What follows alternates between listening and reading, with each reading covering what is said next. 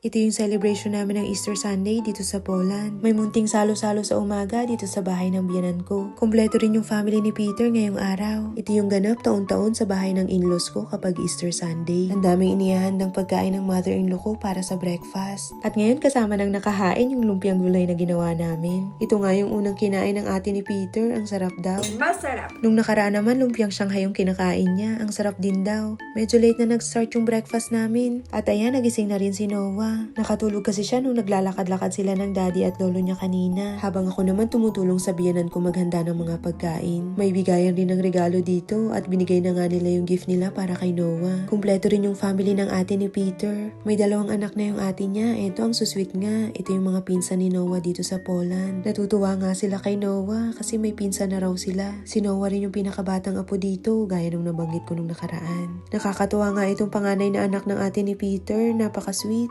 Gusto niya nagsiselfie or nagtitiktok kaming dalawa. Kaso hindi naman ako magaling sumayaw.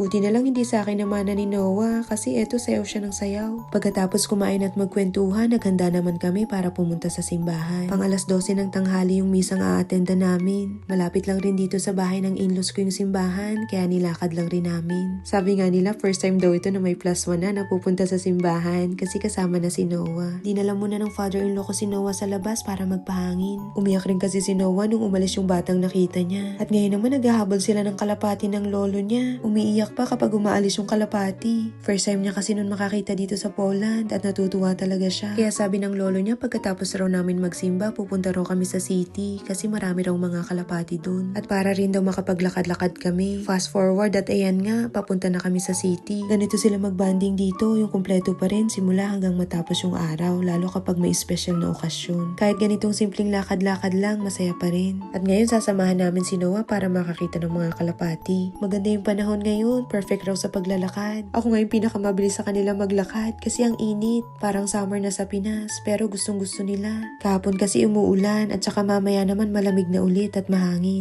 Medyo mahaba rin yung nilakad namin. Ang bihib nga ni Noah dito, chill na chill lang ang datingan niya. Nag-i-enjoy rin kasi siya kapag binubuhat yung stroller niya. At tuminto muna kami dito sa magandang spot. Dito raw muna kami tumambay at saka picture-picture na rin. Naalala nga namin ni Peter yung gala namin dito 3 years ago kasama yung ate niya at brother-in-law niya. Kung ano-anong posing pa yung pinagawa sa amin noon ng ate niya habang pinipicturan.